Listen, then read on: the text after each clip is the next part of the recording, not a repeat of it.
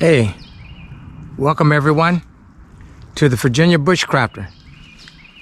Again, thank you for coming to spend some time with me on this somewhat dreary day, but it's still a nice day. I'm in the bush once again just to learn and practice the skills of bushcrafting, prepping, and survival skills. So guys, as you can see, this is so wet here today, and the challenge will be to make a fire, sustain a fire for a very long time. So I have arrived at my location. Now it is just a matter of where and how I will set my tarp up. So let's just start scouting a good area. Very wet.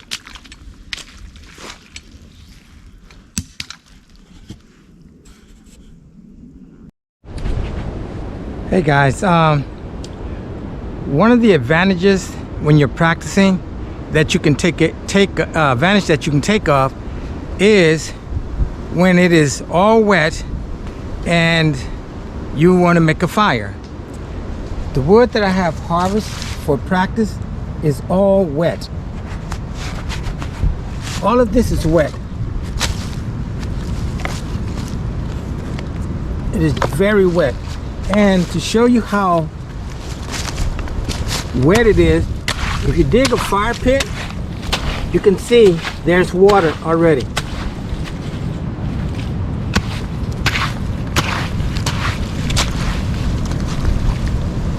That's how much rain there has been, but you can still make a fire. So I'm going to make a fire because the ground is so wet, and I think it would be some good practice. So I'm just going to clear an area out and process some wood, and then we'll just talk about firecraft.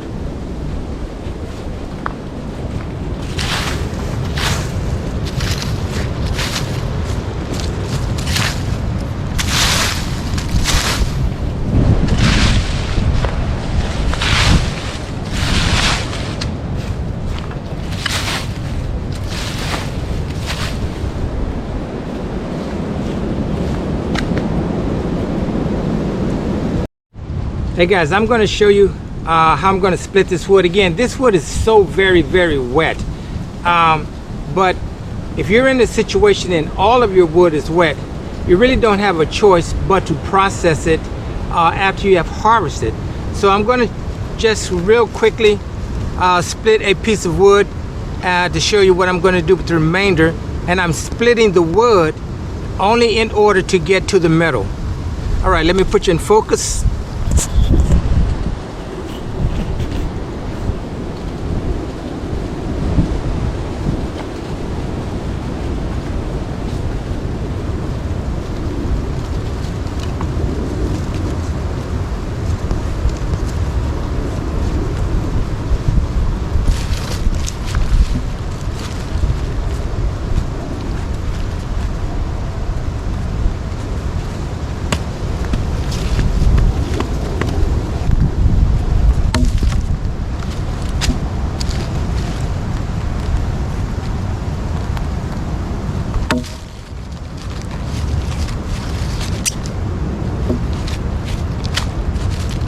The good thing about it, there is some fat wood in here.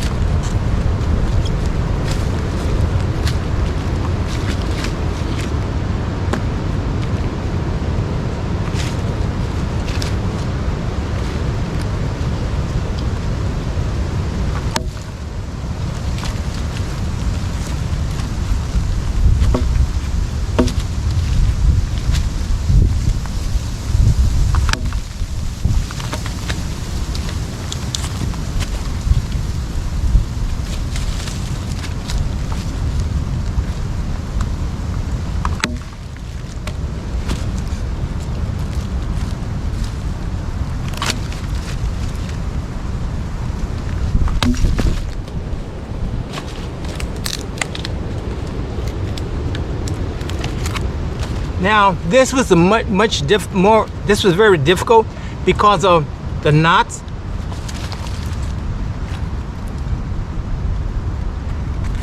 However, in the knots there is fat wood.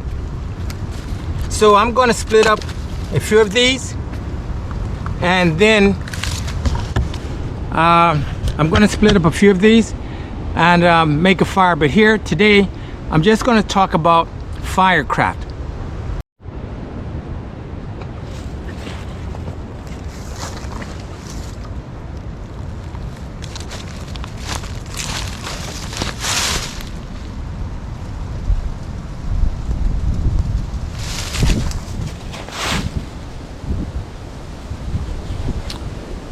All right guys, I just wanted to show you the fire lay, but the next thing I'm going to do is harvest a lot of kindling, and I'm going to feed the kindling in between the log cabin.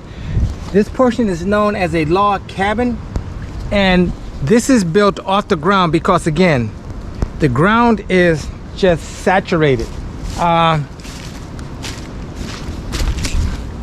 Again, as you can see,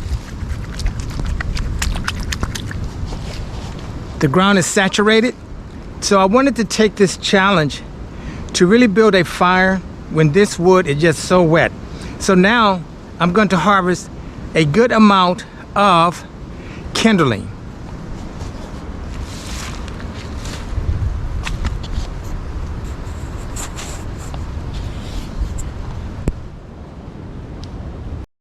Hey guys, I've just been out harvesting some kindling, and the kindling is good as long as you hear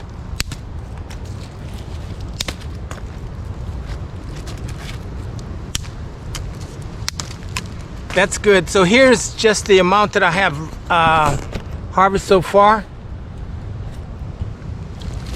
This is the amount of the kindling. So the next thing to do is use my tinder so that the tinder will take a spark.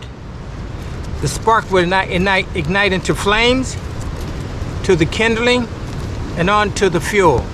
So I'm going to make some feather sticks and I'll show those to you. Removing the wet bark.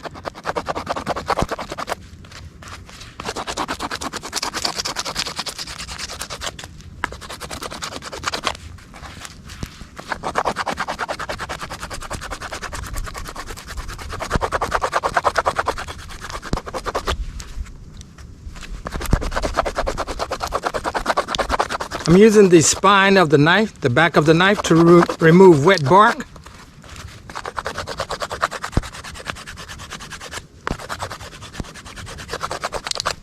Now just to make a feather stick out of it.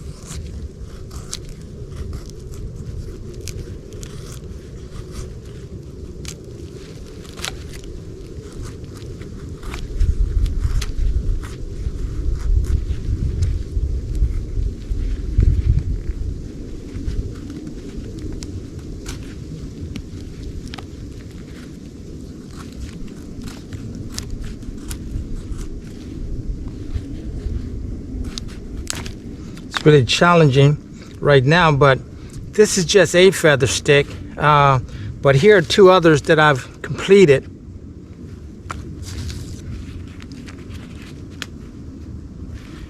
Just see if I can do anything on the other side of this.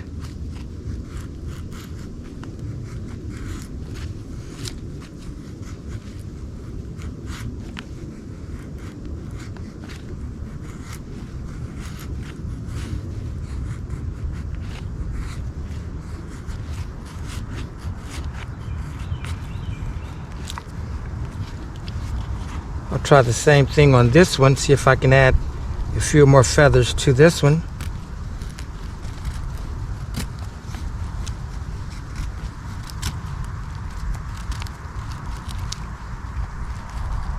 Just a few more. But also, guys, when the feathers fall off, you can collect them and still use them as part of tinder. So guys, what I'm going to do now is actually use some birch bark to start the fire. Then use the feather sticks, kindling, and the fuel. All right, guys. Fire is the next step.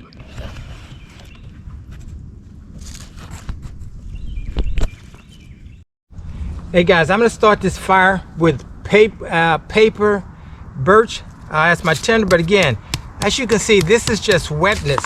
So a lot of this wood I've gotten to the middle, so let's just see what we can do from here.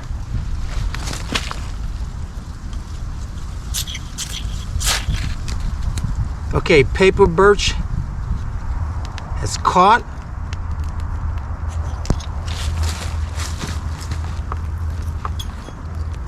Add the feather sticks.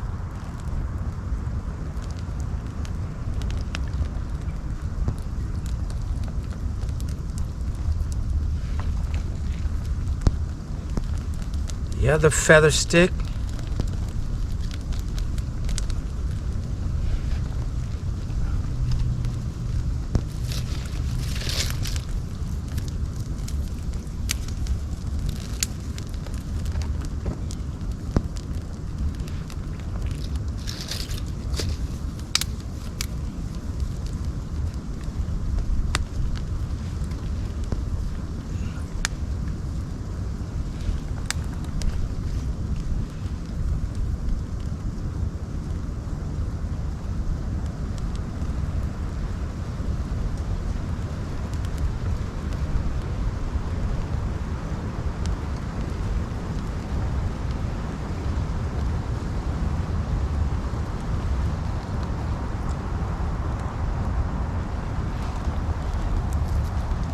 Or shavings.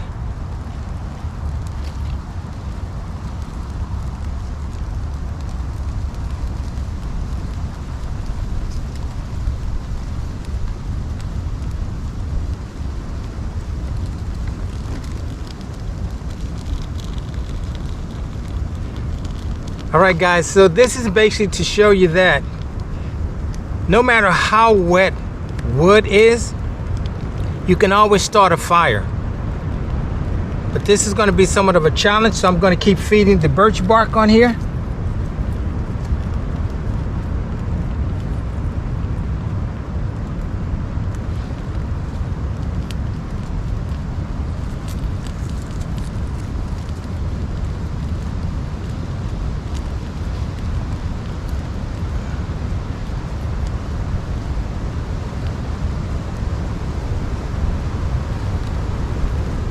Another feather stick.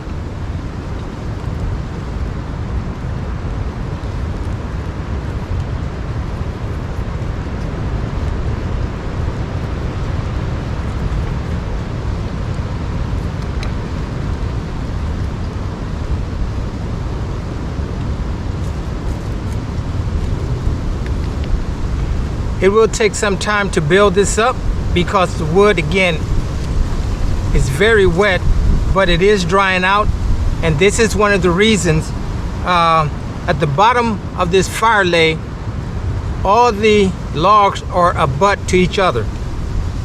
Above that is the log cabin style to allow air to flow in and feed the fire. So we're going to let that build up, and we're even going to have us a meal.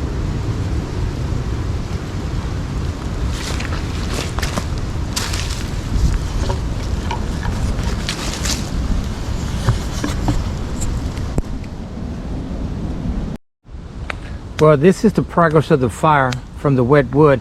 But I don't know if you guys can see this, but right in here you can see resin. In here you can see resin that is coming from the fatwood.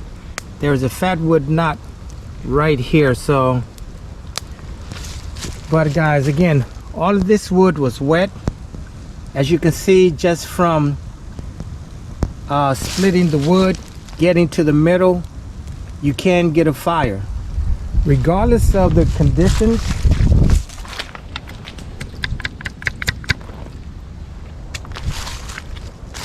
Even if you dig here, you're going to get water. So there's water underneath this fire, but the fire is still going.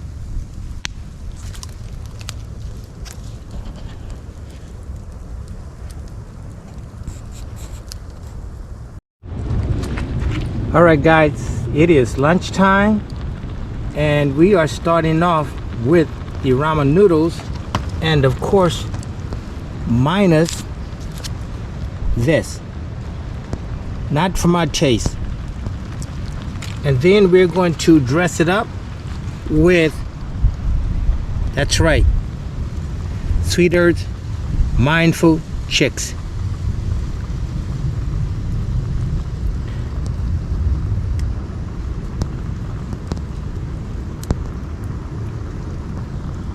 And here is what it looks like.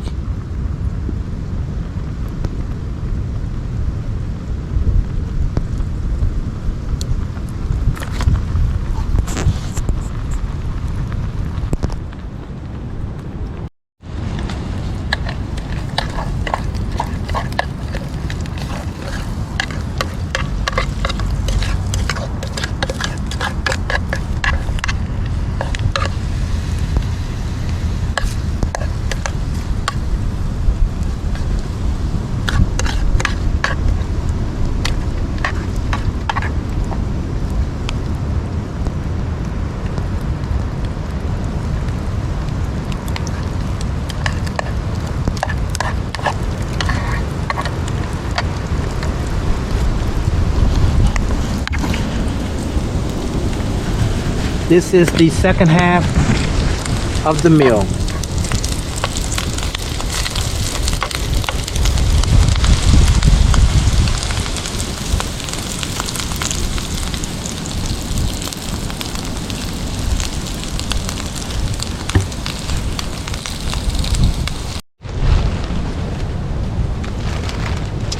Guys, I'm back to it. I must eat while I'm in the bush. Even though I split some wood that was wet and just put up a tent, well, a tarp for the fun of it, practicing in all this wet ground, you will burn a lot of calories. So I'm having a wonderful salad along with ramen noodles and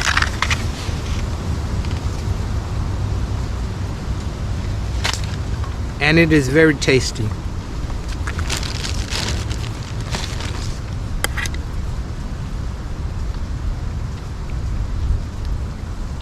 It looks like the real thing, but it isn't.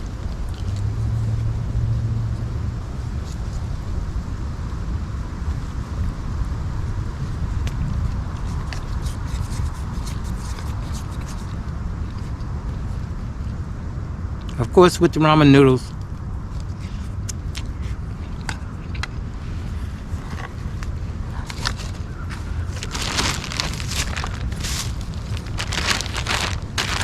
Guys, I can assure you that after you work in the bush, again, chop wood, split wood, walk through all this soggy mud, you're going to build up an appetite. That's for sure. So if I build up an appetite, or when I do, I want to have something that I really like, which is vegetables and fruit. So my salad again is, of course, lettuce, broccoli, onions, tomatoes, carrots, cucumbers, garlic, and that's about it. Of course, with Italian dressing, very good.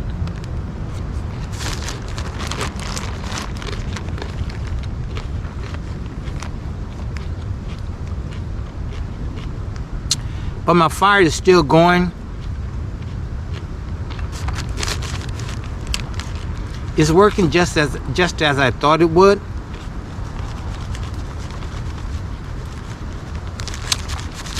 The coals have dropped to the bottom and it's drying the wood out at the bottom. So that fire will go at least for another hour or so.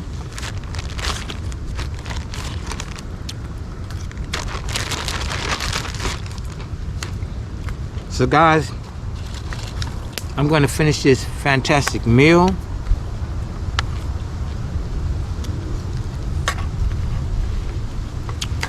And show you the fire is still going.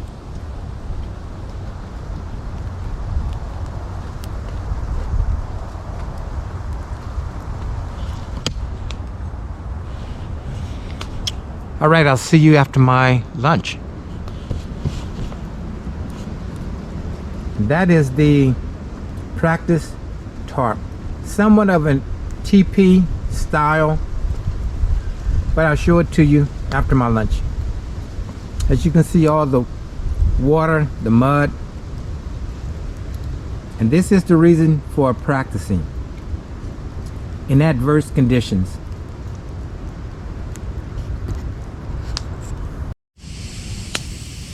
Guys, this is resin that is coming out of a pine tree.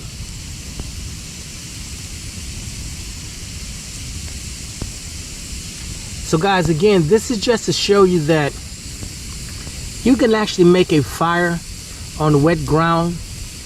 What I had to do today is just not dig a pit, because every time I dug a pit, I ran into water. As you can see, this close to the fire is still just soaked.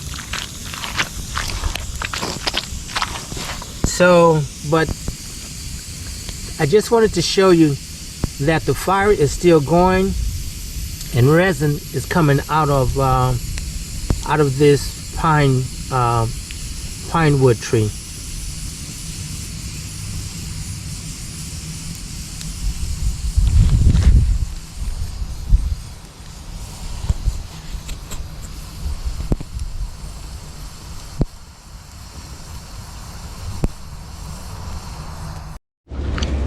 Hey guys, well, I'm getting ready to break down camp, but I just want to let you know that this has been a good learning experience, that you can still make a fire.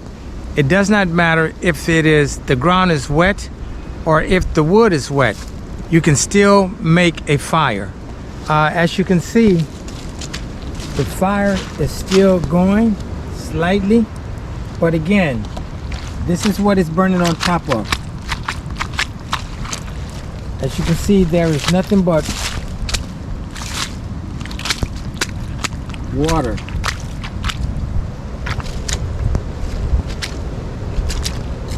This is the first fire pit that I tried to build.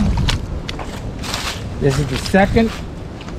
But at any time that you go 6 inches into this dirt, you're going to hit water, but you can still make a fire. It may require you to harvest wood, use a hatchet or an axe to split the wood, make some feather sticks, some tinder, and you can still have a fire. So guys, I just want to show you, this is just a tent, an impromptu shelter that I set up today. You can see from the inside that it will be very warm. That is the inside.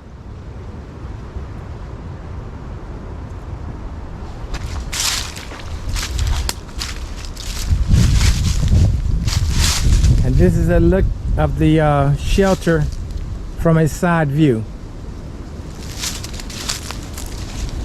But guys, this is just part of practicing. and learning while you are in the bush. It is a lot of fun. I would encourage everyone, if you are a bushcrafter, to actually go out into the bush and practice your skills. There's a lot I learned today. I knew the ground would be wet, and that was the challenge. So I'm going to go ahead and pack up, guys, and I'm going to see you on my trek out.